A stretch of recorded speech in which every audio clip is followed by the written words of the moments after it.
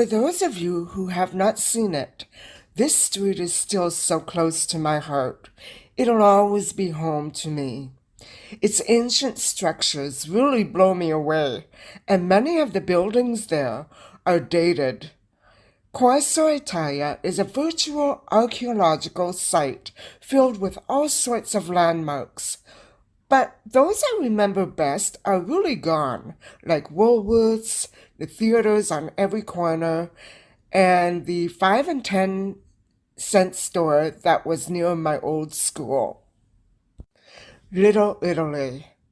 At 6, my whole world was comprised of one long street block that held my dad's store and movie theater, my school, our church, which was built in 1913, the bank, local grocery store, not to mention several specialty shops that I still visit now and then to this day.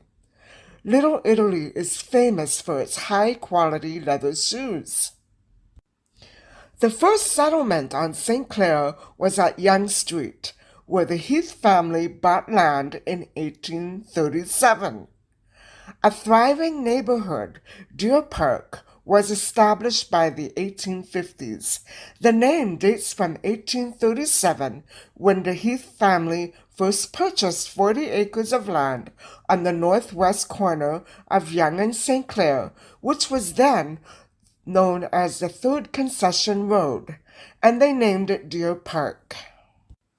By the 1850s, the neighborhood included a racetrack, a school, and hotel, at which patrons fed deer that roamed the Heath family's land.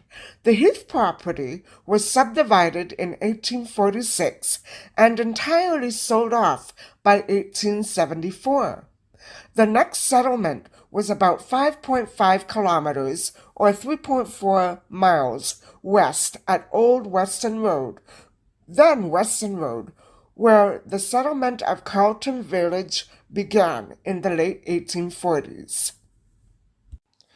The western end of St. Clair experienced substantial development, with the municipalities of West Toronto, Earlscourt, Dovercourt, and Oakwood established there.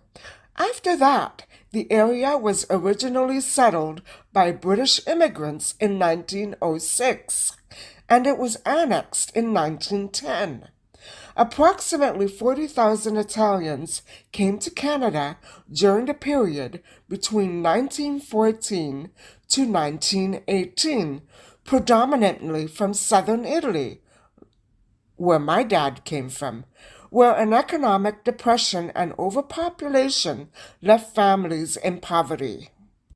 More Italians arrived in the 40s and 50s. My own parents arrived separately in the 50s and actually met at the doorstep of our future home over the store in Little Italy, where my mother worked as a box office girl at the theater.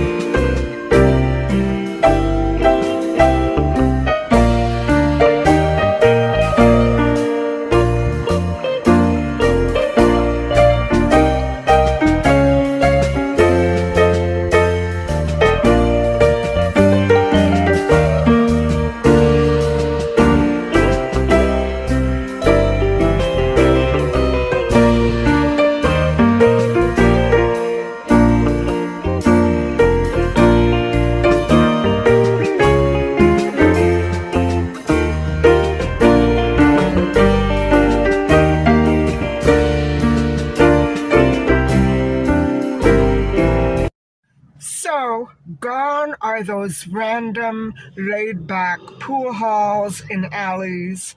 that used to keep huge stockpiles of Smarties and chips handy every time I came calling.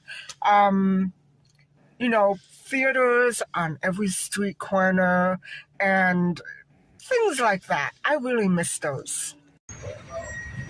I remember several aromatic bakeries, all in a row, one after the other, that promised freshly ground espresso and crusty baked bread every single morning as I walked past them on my way to school. Around this time of year, a unique, thinly layered pastry filled with a zesty tasting cream that I just loved was so abundant everywhere that it became my childhood favorite. Sfogliatelle.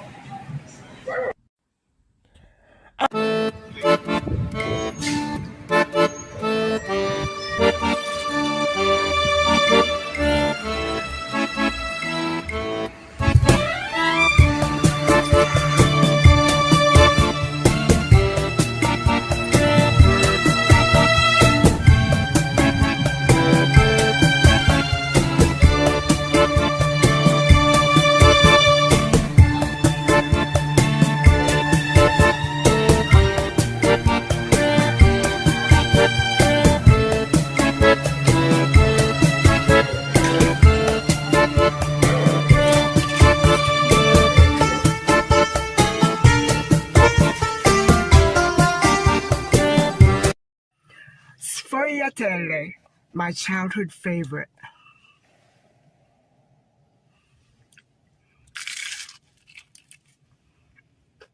Mmm, I love it. It's exactly the way I remember it, eating this as a child. This is so delicious. There is no proper word to describe it. I definitely remember how good this smelled coming fresh out of the oven every morning. Besides owning a tech shop, my dad was also very involved in the management of Little League and later on professional soccer throughout his entire life. Right here on this street, customers came in droves to our store after Johnny Lombardi opened Canada's first multicultural radio station in 1966 from Little Italy.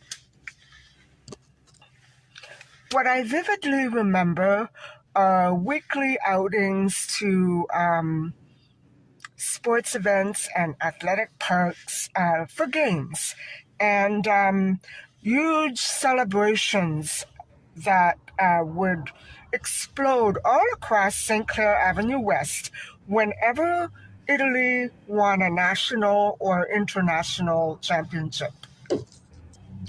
Now, those celebrations could potentially involve up to 300,000 fans. And so that would mean shutting down the streets between Caledonia and Oakwood, the streets that I have been showing you.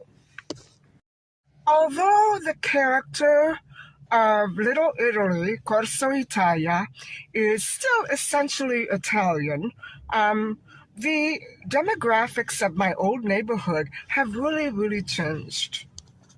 And so now there is a smaller population of Italian-speaking people, and right now it's leaning more towards Spanish and Portuguese-speaking people.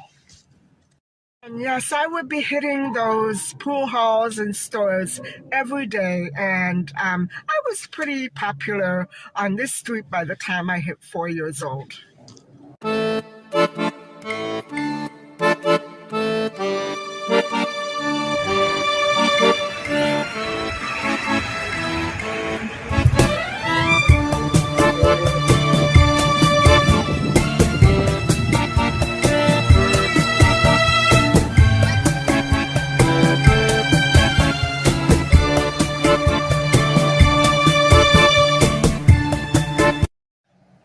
summer, I took you here and I gave you a tour of my old block and showed you around, explaining how happy my childhood had been growing up on this street.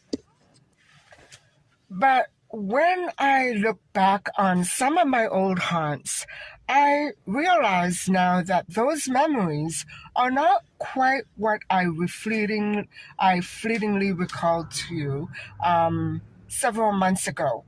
I do remember some very bad and frightening times as well.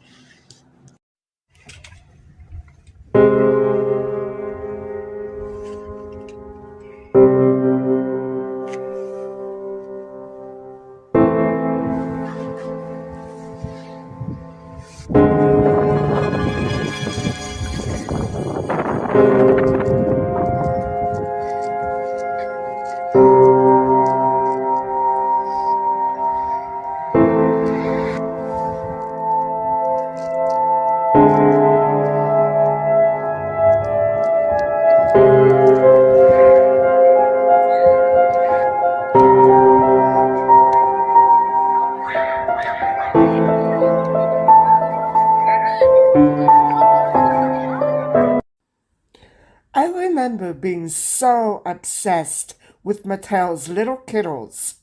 To me, they smelled so divine. I had them all: Lucky Locket, Twikey Twiddle, Laffy Lemon, Lolly Peppermint, Lolly Grape, Sweet Pea, Rosebud. I would walk along my street with pennies and nickels in my pocket, scanning every corner for gumball machines that carried the miniature Gumby and Pokey cartoon characters, my favorite. In 2010, my old school became a century-old guy's, and right there, next door to our church, it stood like a massive, looming structure to me then when I was 6 years old. Even in my day, this school was not your typical, average, everyday elementary school. It's still here. My first day here was wrought with austere-looking ladies walking along hallways without a sound. How could they be so quiet? They wore long black gowns and veils. I was utterly creeped out and screamed, warning my mother and pointing my finger at her. "Don't you dare leave me here with them." Well, she did. Yes, grade 1 turned out to be a horrific year for me. School was scary, and to prove it, I can recall 2 horror stories. One autumn morning, after I was dropped off without warning, a team of healthcare workers came into the school to inoculate us against polio. A little flame was held over our arms, and the syringe went right in after that. I don't understand how children bore it so well and so quietly. Well, not me. I screamed and protested. I was threatened with a detention, but I could not have cared less. No one asked me or told me what was going to happen, that I would get deathly sick, pass out, and puke my guts out everywhere. But it so happened that I had the loveliest teacher with short red hair and a pixie cut, blue eyes and freckles, who was very sweet. Her name was Miss Rogers, and I had her again in 4th grade. She was the type of teacher who cared so much about us that she would cry in front of the whole classroom if she sensed any real threat of serious danger to any of us students. We all adored her.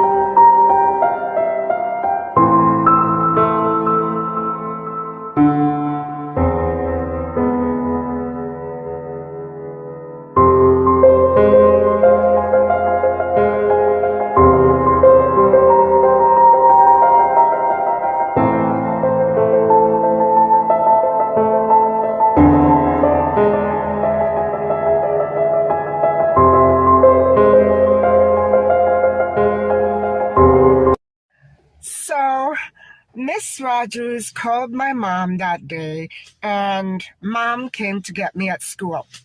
I vowed from then on no more school that year. But as it turned out, I did end up going back and finishing first grade.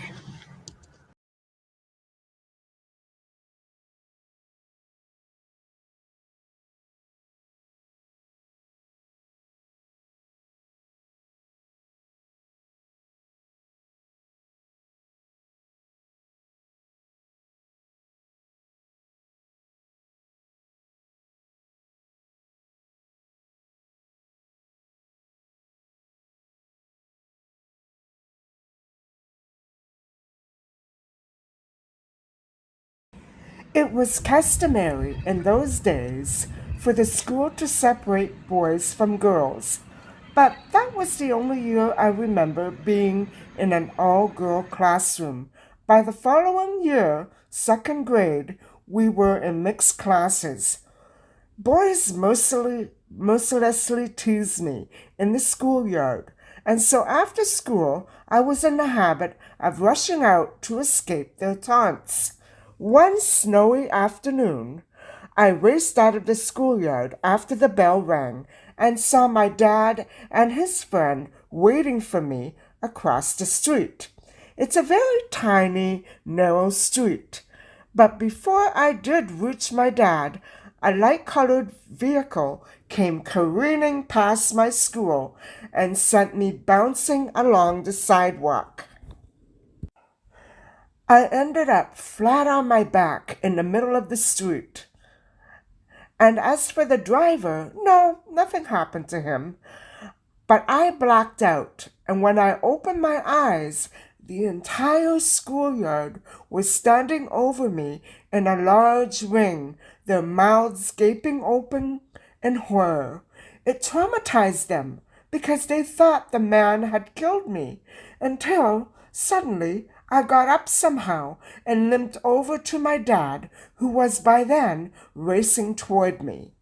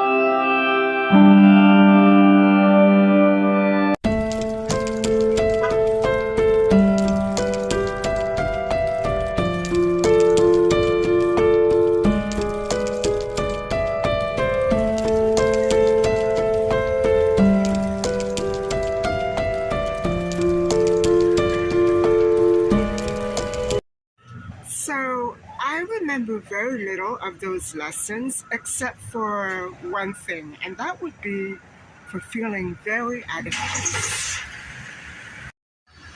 It was lots of hard work and very little enjoyment for me. And I think I got my very first taste of real disappointment when our first recital came along, but I was cast a very menial and trivial role in that play. However, I was okay until I actually, um, I rehearsed, I went to practice, and I was okay until I actually got on stage. And then suddenly, um, things started to fall apart. In those days, the stage was not very new to me, as I had given funny performances at my dad's movie theater when audiences came in to find their seats at the movies. I would shake and dance and sing at the top of my lungs. They knew me, laughed, applauded. My big cousin was an usher there.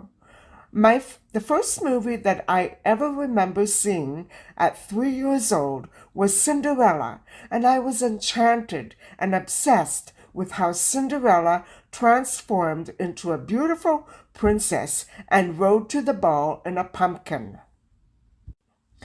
But the stage at my ballet recital was different and, well, so uninviting. No one knew me, no one gave me a round of applause when I clumsily pranced forward in my ballet slippers. Under my leafy costume, I was anonymous, merely another leaf on the tree, like everyone else. The audience stared, unsmiling at me, and scrutinized me so intently. What were they staring at? Instead of completing my simple routine at the first recital, I simply stared straight into the audience, froze in a ball, and then suddenly fled.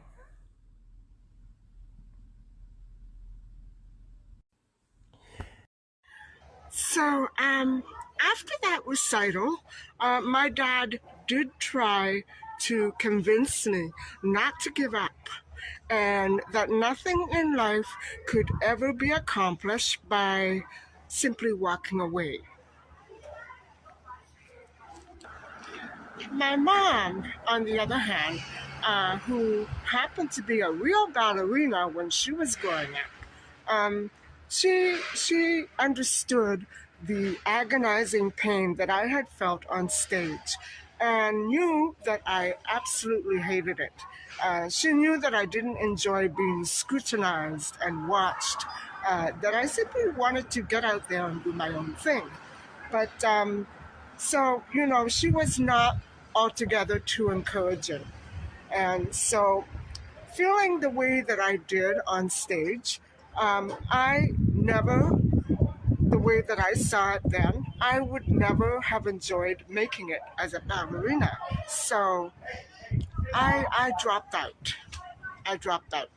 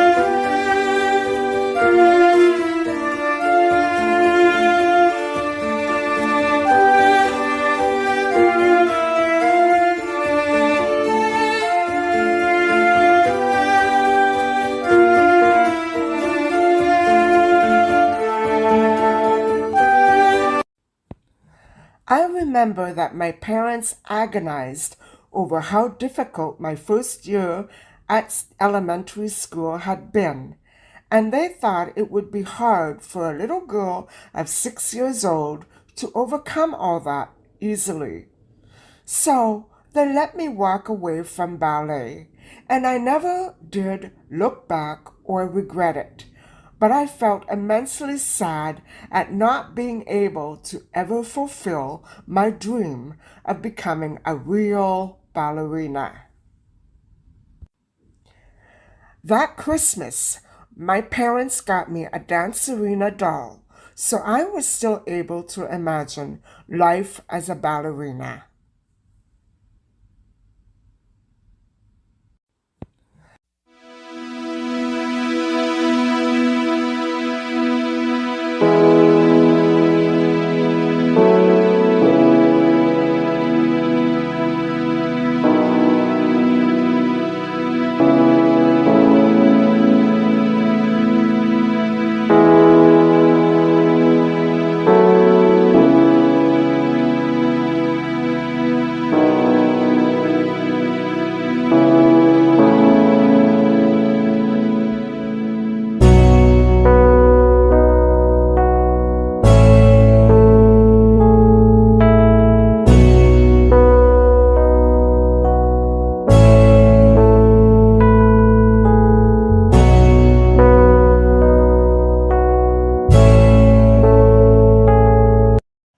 So, that's that. And that's about all that I have for you for this story time. And so, I hope that you enjoyed listening to some of these stories. And these are the stories that really still pop out in my mind. Um, and they are the most vivid and bittersweet childhood memories that I do have. And, um, you know, even though I did have these experiences, I still look back on my childhood as essentially so happy and carefree. Um, it's hard for me to ever imagine anyone looking at my childhood and thinking that I suffered. I had a marvelous time growing up, and so it didn't spoil things for me. These experiences, they didn't do much to me in the long run. So anyway, guys, I thank you so much for listening and watching.